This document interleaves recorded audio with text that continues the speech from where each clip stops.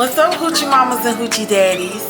It's your girl, zhvkerra, and it might look like I got some little naps, but I don't. I promise, they some little curls. They look better in my mirror than they did on this camera, but whatever.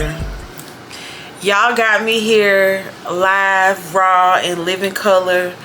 I'm trying to do better with consistently recording, and I'm finna get better with consistently posting. Cause y'all don't know this, but I got a lot of videos stacked up that need to get put out.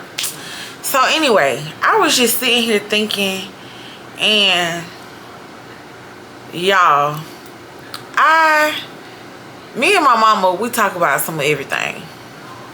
In our conversation today, I was able to conclude that when you're dealing with people who have done what other people have told them to do their whole life, like when they think back on all the worst, dumbest, most craziest decisions they've made, or periods or stages or seasons when they didn't know themselves the most, when they think back on them times and they realize that they weren't even the ones making the decisions for themselves. They were doing it to appease others, to buy a love and affection and I guess time with someone else. When you're dealing with people like that who literally have done everything they were told, peer pressured their way or got peer pressured their way through life, ain't never been able to make a decision because they wanted to. When you're dealing with motherfuckers like that, and then you have a person like me who everything I've done, I did it because I made the choice to, because I wanted to. People who don't know how to do their own decision making, they will envy and condemn people like me. And it's so evident, and you be trying to deny it, and you be trying to say, you know, no, that ain't what it is. But yes, that is exactly what it is. How I feel about people is, when you start to see little toxic traits and red flags, you know, motherfuckers who think that they're entitled to certain treatment from you, or people who require too much of your time, or people who literally feel like, I don't know, like the ones who make themselves the victim in every situation. Those people, I've realized that I can't be around them. I can't. In a way, they are like draining as fuck. It's like you have to give yourself a pep talk before even being around them. They make slick, shady comments. Or if something in your life is going totally opposite of what's going on in theirs, they will say, oh, well, yeah, because you don't have da-da-da-da going on. But the reason that you do is because of you trying to be what other people want you to be. And the reason that my life is the way it is because, like it or not, good or bad, any decisions I've ever made, I made them because I wanted to. So, also, I drew the conclusion. Okay, let's fast forward. Before I moved to Birmingham many years ago, I used to be so judgmental. I used to be so uptight. I used to think my shit didn't stink, as the old people would say.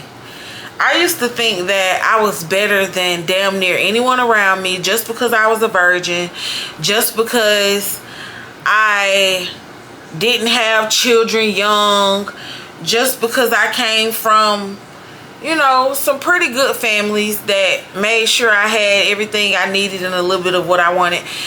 I used to look down on people. I used to almost be like a black Karen.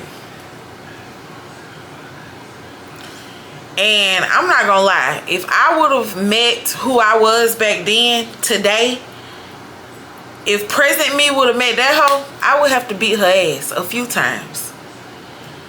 And like, I remember being that type of judgmental person. So being that God has delivered me from that, because going to Birmingham exposed me to life in a way that I never even knew existed, but I'm thankful that I experienced it for 7.5, 8 years.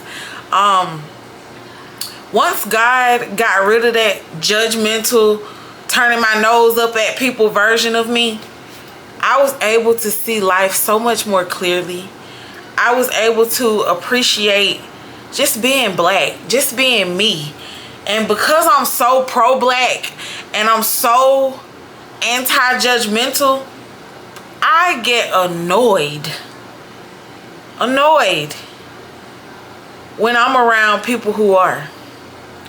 Because if you say leading people to Christ is your ministry, or if you say being a role model or being an example or anything like that, if you say that that's what your ministry or your mission is, how the fuck can you accomplish that? Number one, by expecting for everyone to be where you are, which is a very fake ass place. But how do you expect to reach people when you're not transparent, when you're not honest, when you embellish and fabricate your stories, when you put on facades? Number one, God can't deal with that because he don't know who the fuck he's blessing. He don't know if he blessing your representative or you. That's the first thing. But number two, people gonna see through the fakeness. 3, how are you supposed to reach people if you're so sanctimonious that you're up here and you expect everyone else to be up there? Because I don't know the Bible backwards and forwards. I probably never will. But from what I have read in it, I know for sure that God mingled, interacted, conversed with whores, with crackheads. They probably didn't call them crackheads in the Bible, but you know that everyone in some way, shape, or form has some type of affliction. Everyone. And I know that God was not just amongst people like him, because number one, he was the only one who was perfect. Jesus was the only one who was perfect. So how was he performing miracles on people if they weren't afflicted? How was he performing miracles on people if they didn't have some type of sickness, something that they needed to heal from? How could God work with perfect? He can't. I say all that to say this. I noticed that people who ask before they say anything, they be like, don't judge me, y'all. Those are the motherfuckers who judge the most. They don't want no judgment coming towards them because it don't feel good. Don't look at the bad things I've done, because number one, I can't even stand behind them because I didn't do it because I wanted to. I didn't even get no pleasure out of doing this crap. I did it because somebody else wanted me to, and I wanted to keep them around. Don't be like that. Don't be that person. First of all, like I said, good or bad, the reason that I can stand behind any bad decision I've ever made is because I made it with my own mind, with my own brain, with my own will. Ain't nobody ever forced me to do nothing. Nobody. Like, it's time out for people thinking they perfect. It's time out for Mother Teresa's. It's time out for fakers.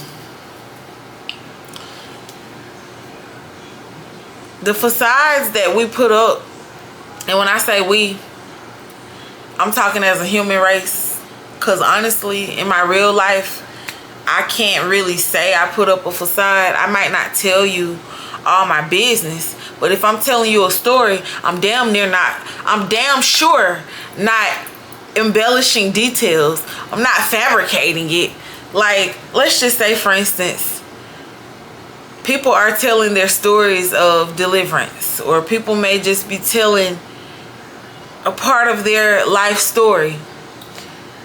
But if you don't tell the raw, unedited, unscripted, anti-Easter speech version of it, there could literally be thousands of people that you had the potential of reaching, because parts of your story could have matched parts of theirs. But if you're trying to embellish the details, fabricate, crop and edit and filter shit away, who the fuck can be reached by that? Nobody. Nobody. That's why I try so hard to make sure that, number one, my stories are consistent. Number two, it's real, because people can feel a fake. People can feel when you lying, and people damn sure don't feel embraced, nurtured, or loved by condemnation. So, like I was saying, people who ask to not be judged are given the most judgment. And I have never in my right mind ever asked anyone, don't judge me, because I don't give a fuck. Judge me. You ain't God. You ain't God. But you can't preach about him if you're doing it with a hammer, nailing people on the head. You're just as bad as the people who put the nails in Jesus' hand. You're just as bad as the people who put the lashes across his back. Make sure that you're comfortable with who you are. Make sure that you are okay with the decisions that you've made. Make sure that you made those decisions because you wanted to, not for anyone else. Because guess what? When you make decisions for other people, them other people get to go on with their life, live their life freely, while you are stuck with the trauma of what you did that you didn't even want to do, that you did because you were under their thumb, their manipulation, whatever it was. Also, don't hate on the motherfuckers who are out here making their own decisions proudly. Don't envy us, because honestly, faking perfection can only get you so far. It's like God could be trying to send you through the roof, but because you don't want to give him what's real, you're literally only going to get higher than this. That ain't conducive. That's not beneficial to yourself or nobody else. So, because I wanted to get this off my mind while I was thinking about it, if you have people in your life that you feel like every time you talk to them, you just feel almost as if you can't be your full self around them, or you feel like the shade is getting so loud and so proud that it's almost like, how much more can you ignore? See, one thing about me is, if I value you, then I will totally write you off before I dog you out. Because the day that I dog you the fuck out, you're gonna regret ever crossing certain lines with me. Like, people do weird ass shit and then try to come back around you or blow you up like nothing ever happened, or like certain comments weren't made, or like they ain't weird as fuck. I can't get with them kind of people. Them kind of people don't get access to me. I will give you enough access to make you think you got some access. Meanwhile, you ain't got shit. So, make sure everybody that's in your life you can feed off of, but you can also feed. Honestly, I can't feed a judgmental person nothing but my ass to kiss. Honestly. And because I don't want to have to be rude or nasty or going off on people like I know I can, I'd rather just detach myself. I'd rather remove myself. And so from family to associates to whoever, because I don't really call people friends. Either you my family or you not. But to anyone who's in my life that I've ever felt weirdness from, I don't like feeling it. And I don't want to have to, you know, look over my shoulder when I'm with you. I don't want to feel guarded. I don't want to feel like I can't be all that I am around you. You know, the people who love me and the people who get me and the people who understand me and the people who value and appreciate me, those people have never told me, girl, you too much. Girl, you need to pipe down. Those people have never told me that. Not because they're yes men. I don't even surround myself with yes men. That's why I don't like motherfuckers who can't make their own choices.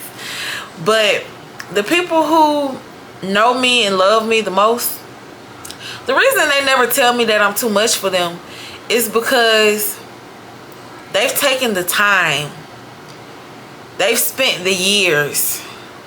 They've gotten the access to me that a lot of people don't and that most people won't.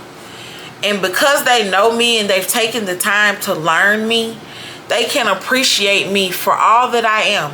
Even when they might not necessarily agree with certain ideas or ideals with the L that I may have.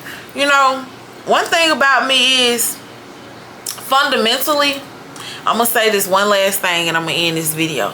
Fundamentally, whether it's in a marriage, a business partnership, a friendship, a ministry, whatever type of ship it is, if your fundamentals don't match, nothing that you ever do is going to work. That's why you see husbands and wives getting divorced, and a lot of times it might not be for cheating. It might just be because I didn't agree with how she felt, or I didn't agree with how he felt on a certain thing. Like, whenever we try to force things and the fundamentals ain't matching, nothing we do from there can succeed or can prosper. Say, for instance, I'm pro-black. Does me being pro-black come with me deciding what political party I am? No. But what I won't do is, because I'm pro-black, but I'm a Christian first before I'm pro-black, what I won't do is support people or politicians who are divisive. I won't support politicians who are putting the rich against the poor. I won't support politicians who pick at people for being mentally handicapped, because to me that's not the love of Christ.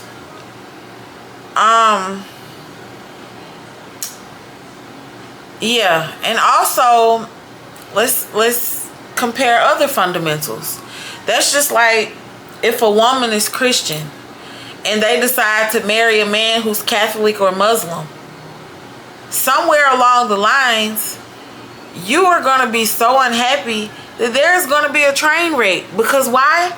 Fundamentally, your religion or your cultural faith does not match what this person's does. And there's always going to be some friction. And so because of that, we have to make sure that we're not just agreeing to certain dynamics with people just because that's how you end up having friction that you might not have had to experience. I know that this video touches on a few different things, but it's just because this is what's on my mind. I had to say it. I had to let it off. If there's anything that you should take from this, it would just be to make sure that you make your own decisions. Make sure that the decisions that you have made, you can proudly say, yeah, I did that because I chose to. not because someone pressured me every single day into it until I finally did it. What I don't like is weak-minded individuals. That's why weak-minded individuals can't dwell around me. They can't be my friend. They can't be my lover. They can't be my mentor. They can't be nothing to me, because a bitch that can't think for themselves ain't helpful to nobody. And they also are envious of you because you do think for yourself. So evaluate the people around you. Like I said, I ain't got nobody around me, so it's not like, you know, I'm talking about some friend or something, because I don't have any friends. The people that I have in my life that I fuck with on a daily or consistently, they're not my friends. They're my family. And yeah, evaluate your circle and evaluate that bitch thoroughly. Also evaluate your bed, because a lot of the snakes that throw the shade, they be the people that have the most access to you. Check your bed. Make sure you're not sleeping with a snake. Anyway, I love y'all hoochie mamas and hoochie daddies. I will definitely be back. I will probably record another video tonight. Y'all will be seeing this soon. Take care. Follow me on all of my social media accounts. Twitter, TikTok, Instagram, all that. I love y'all. Hit me in my inbox if you need prayer, advice. And when I say this is a judgment-free zone, I mean that. A lot of people say it just because they think it sound good. They be lying. They the most judgmental motherfuckers ever, but swear that they got a judgment-free zone. Anyway, this one is really, for real, judgment-free. I give y'all my real, raw, honest self, and I hope you appreciate it. Like, comment, subscribe, tell a friend to tell a friend to tell a friend that we need more hoochie mamas and hoochie daddies, so they need to come on and join the team. Love you.